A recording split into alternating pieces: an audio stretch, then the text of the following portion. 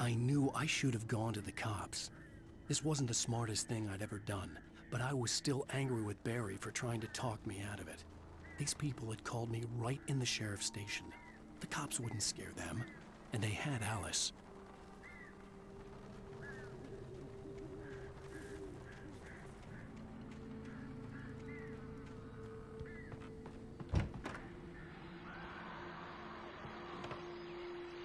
Welcome back to the show, folks. As promised, our very own Dr. Nelson has just parked his rear end in the studio. Doc, what's your Deerfest plan like? My plan? You make it sound a lot more organized than I ever seem to manage.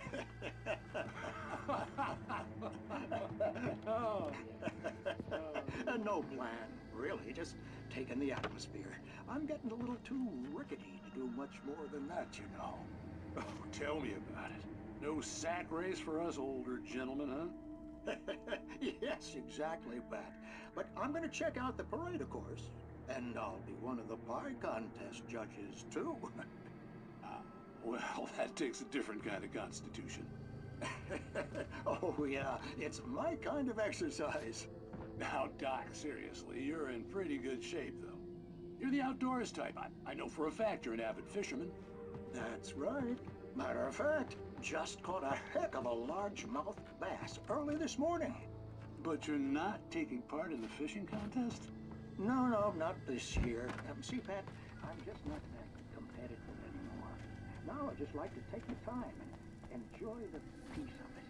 It's no fun if I get to worry about what I'm catching, you know?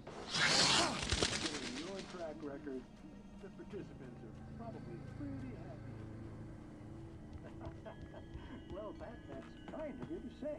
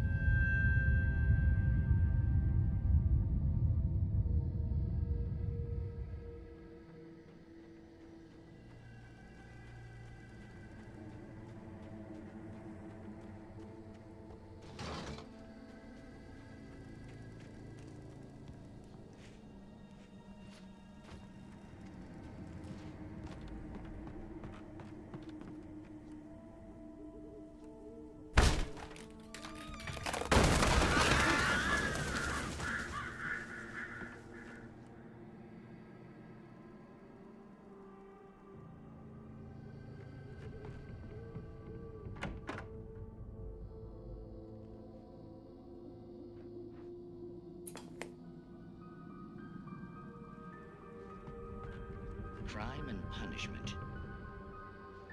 The cancer and cure of civilization.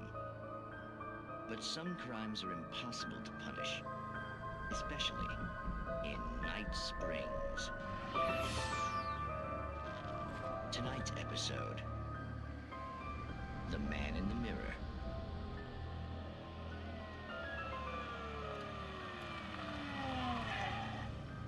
He's inside, Agent. He's a weird one. So, you're confessing to killing that guy, huh? Why? Had it coming? Yeah, but why would you do that? I mean, you're a nice guy. Normal. Took your kid to a soccer game. So how come at the game, you pick a guy and, quoting from the arresting officer's report here, assault the victim's head area repeatedly with the weapon of choice being a pair of bare fists? Wow, that sentence really flows, huh? Maybe you're not the literary type. Okay, so you mess him up. But why? Who was that guy? We couldn't ID him. Why would a guy like you do him like that? I didn't like his face? Well, you must have hated it, because you really went to town there. I mean, there's no way to tell what he looked like. No ID on him either. That must be difficult. But then we ran the fingerprints. Got a match. Your prints. Identical. Huh, how about that? Your son said you were wearing a white shirt when you took him to the game, but the white shirt is on the dead guy. It's plenty red now. You won't get away with this. Do you really think that's in any way relevant to me? I had plenty of time to talk to my boy before the cops arrived, you know? He won't stop screaming, am I right? You think he's ever gonna be okay? I left my mark. Believe me. You bastard. What? You gonna shoot me? What's the point? I'm going to prison. You got me. I don't understand any of this. And you never will. Don't worry. Maybe you'll see me again, Agent. Maybe in the mirror.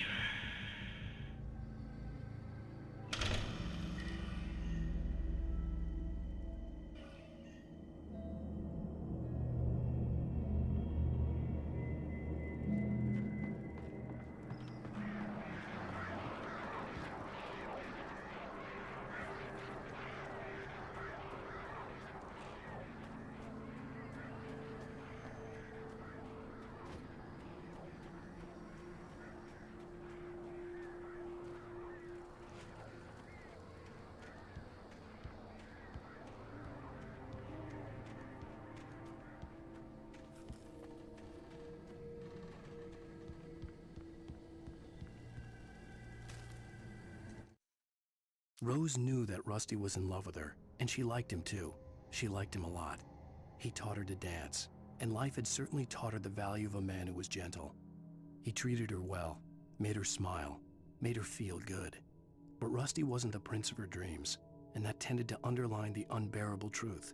She was no closer to that Hollywood magic than he was.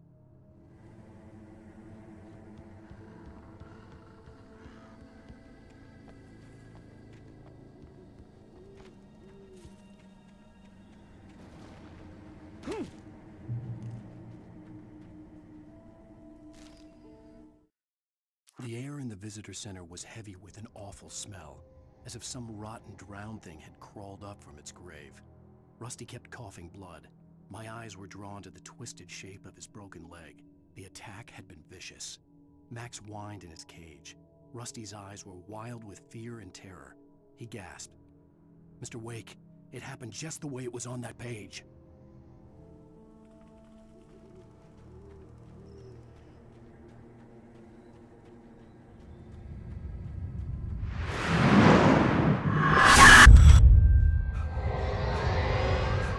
The vision left me weak. This was no head injury.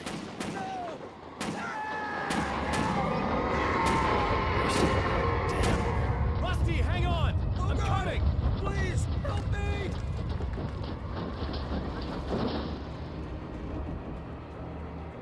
Anybody? Help me! Help me! Can you hear me? Anyone! Please help! Help me! The ranger's office was locked. I'd need a key to get in.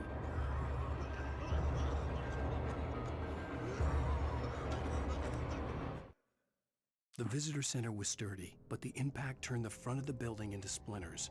Rusty was thrown across the lobby like a rag doll and hit the far wall hard. It didn't hurt until he tried to move and saw his leg bend the wrong way. Felt the broken ribs stabbing him on the inside. Rusty howled in pain and fear, suddenly afraid to die alone. Help me. Somebody.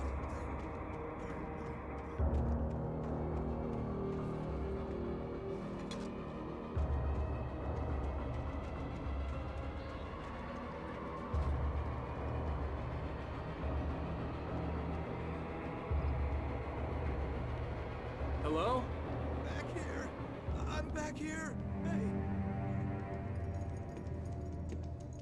Mr. Wake? Oh, hell.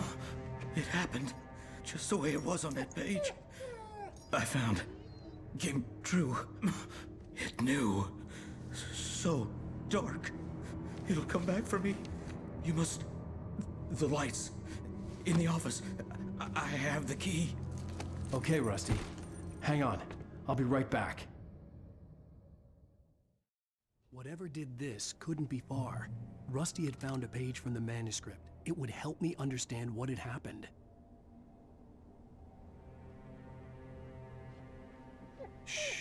Good boy.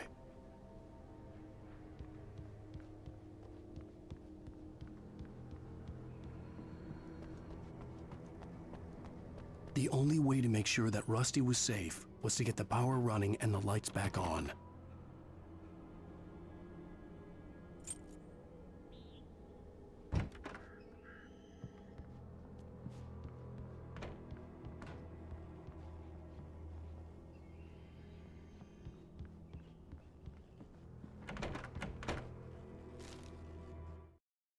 At the last instant, I changed direction and threw myself down. The axe splintered the trunk of a tree.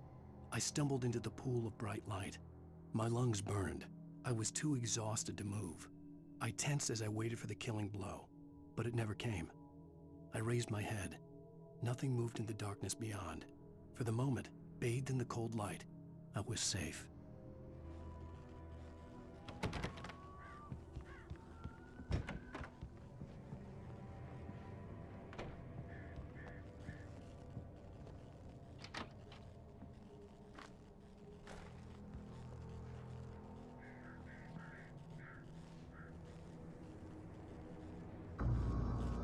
I was too late. Someone had destroyed the circuit breaker. There was no way to get the lights back on. Rusty! Rusty! The ground was covered with oily patches that looked like liquid darkness. Hunters need hunting licenses.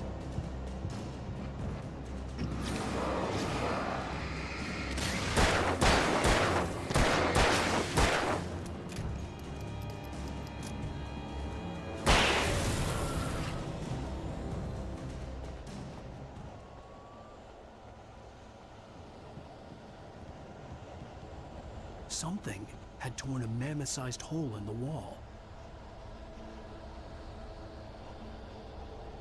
Please don't feed the animals. Fishing Is only permitted for those prisoners. who purchase a park Fishing. license. Obey The moderator's instructions. at all times. Rusty, no! 2 bears and wolves never approached any other world closer than 500 yards. that's us finish. Never leave your And unattended. It's Against the law. to remove any Natural objects or historical artifacts from the park. grounds. This includes even you may By the river. or even simple berries.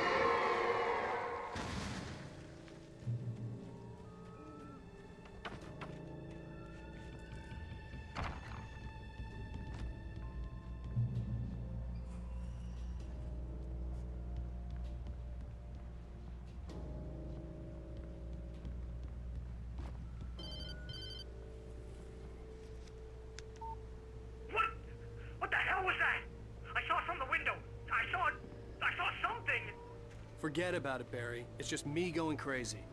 Oh, jeez. Oh, jeez. You're not crazy. I wish you were crazy, but you're not crazy.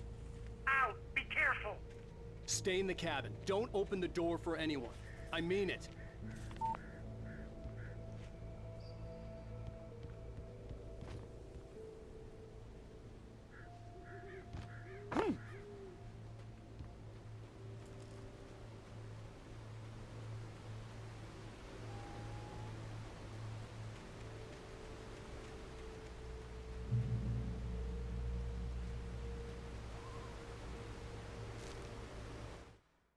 In that last instant of consciousness, Rusty thought about Rose. He was older than she was. Rose was barely out of her teens, but she made him feel young and forget what a train wreck his long-dead marriage had been.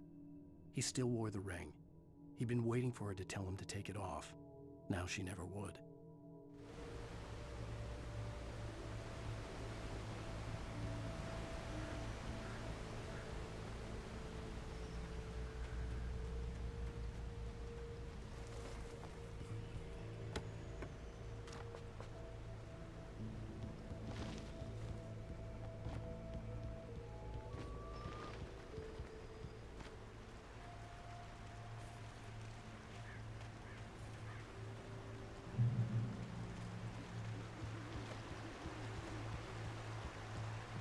Lover's Peak was at the far end of the nature trail.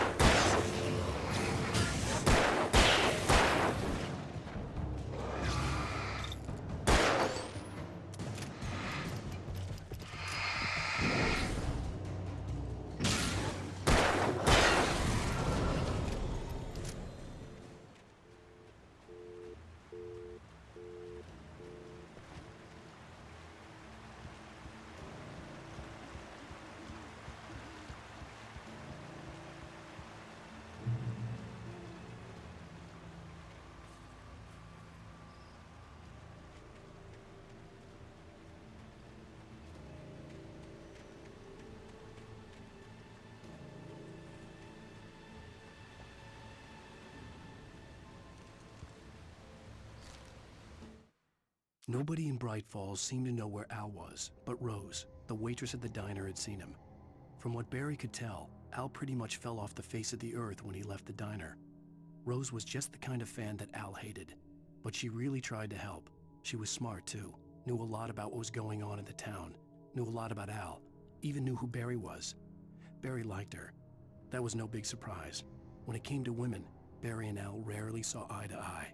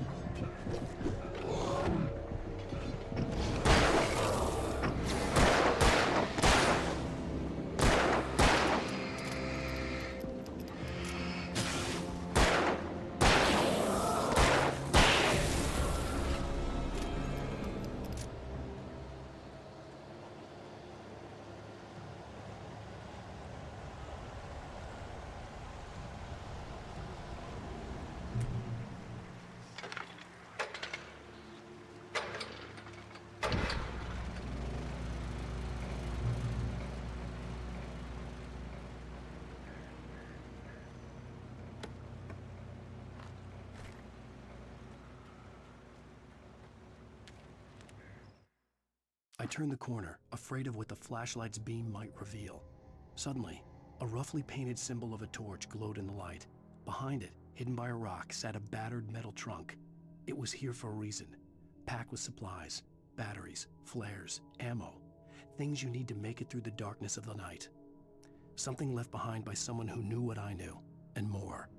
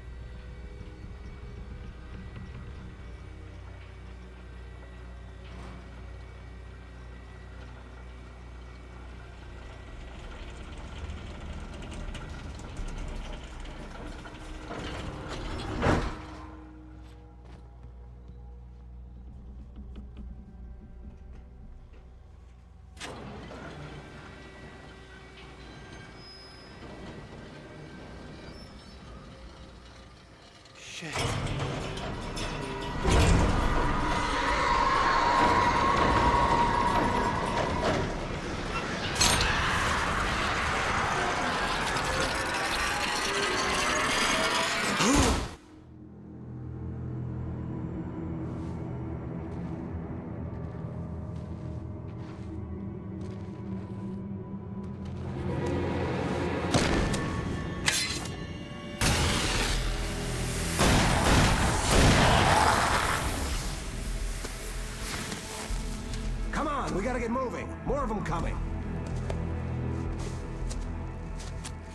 That flashlight's kid stuff. The flares will keep the bastards away.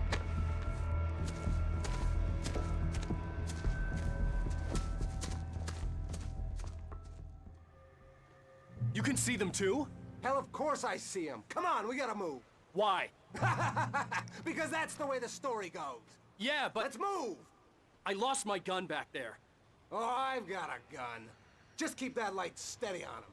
It took a moment, but then I recognized him.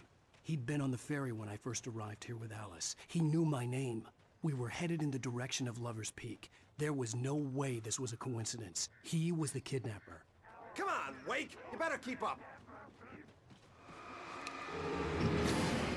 That's what I got for you!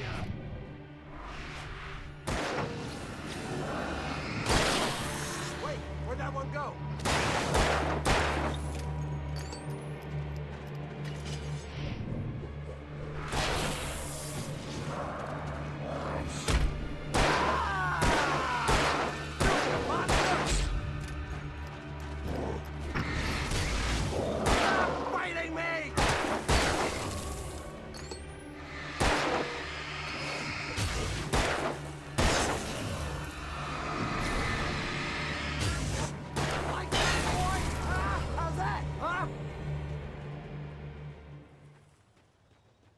Lover's Peak. Right up these stairs, Wake. Use the flares from the emergency box to hold them off while I get these boards off. Give me the gun. Yeah, no can do, Wake.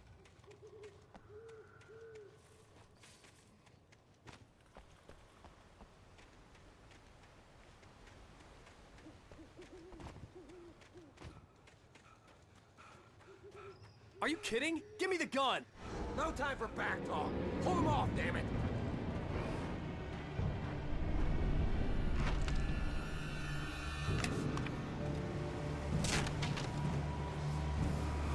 Just a little longer. Scare them off.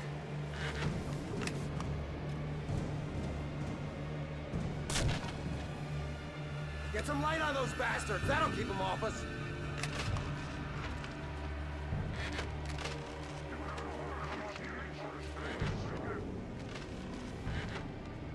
Just a little longer. I almost got it. Okay, it's open. Move it or lose it.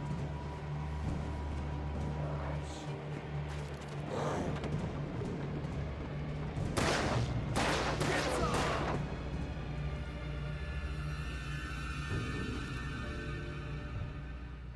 Oh, you feeling better now, Wake? All cozy and safe.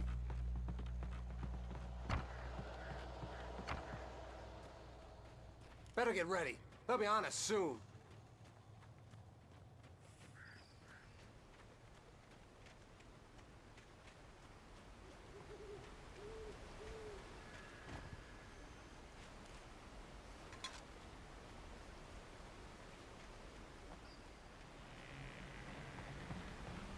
This is it, Wake. The last stand. There's more flares here. Get ready. We fight them as long as they keep coming. Give me the goddamn gun! They're coming! That's not how this goes. Get with the program, Wake.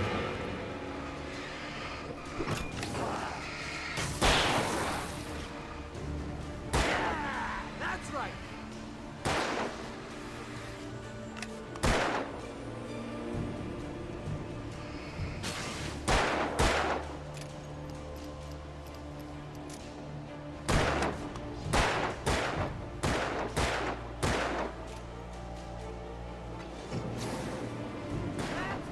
You just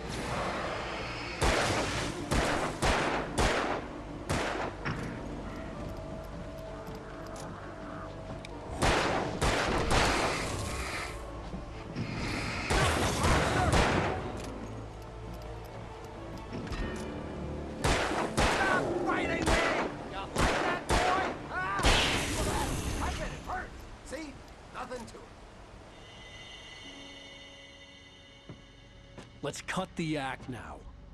Where's my wife? I knew you were gonna say that. I read it all before. You're a hell of a writer. Congratulations. You're gonna bring about something glorious and terrible once we get you some proper editorial control. What the hell are you talking about? Where's Alice? I want the entire manuscript, or she's gonna suffer bad. You touch her up.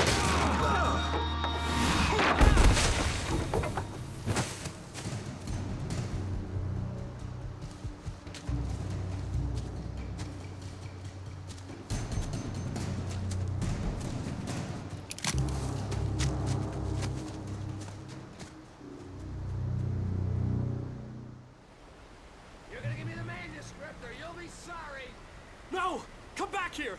I swear I'll kill you if you hurt Alice! Do you hear me? Come back here! He had Alice, and he wanted the manuscript because he thought it held some magical power. But I had no manuscript to give him. I had to get back to Barry and figure out my next move.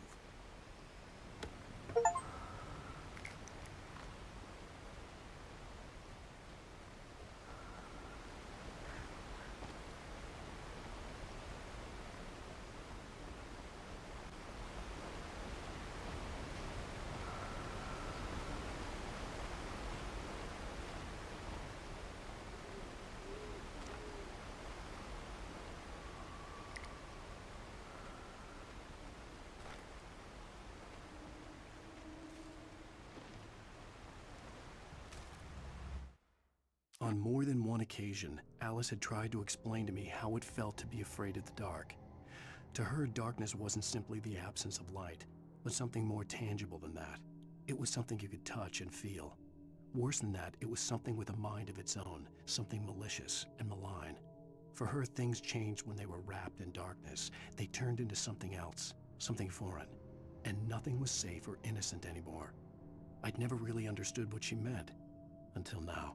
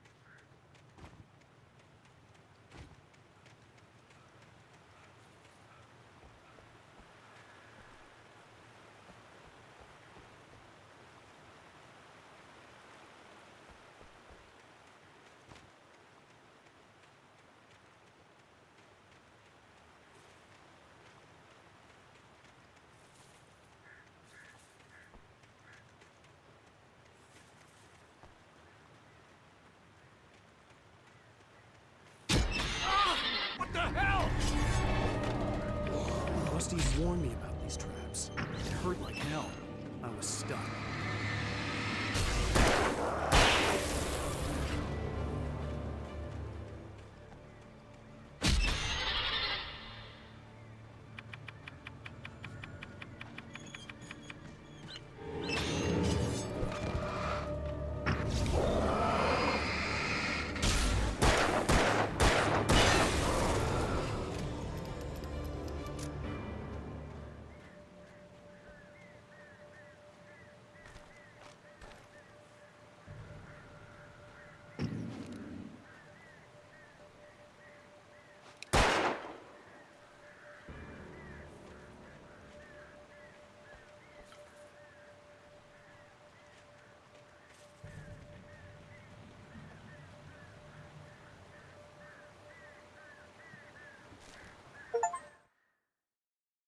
Sarah didn't care about the legal threats Wake's agent had made.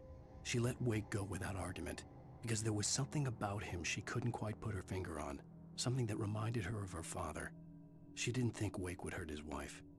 Then she thought about the way he waded into Hartman, that hair-trigger rage flaring up without warning.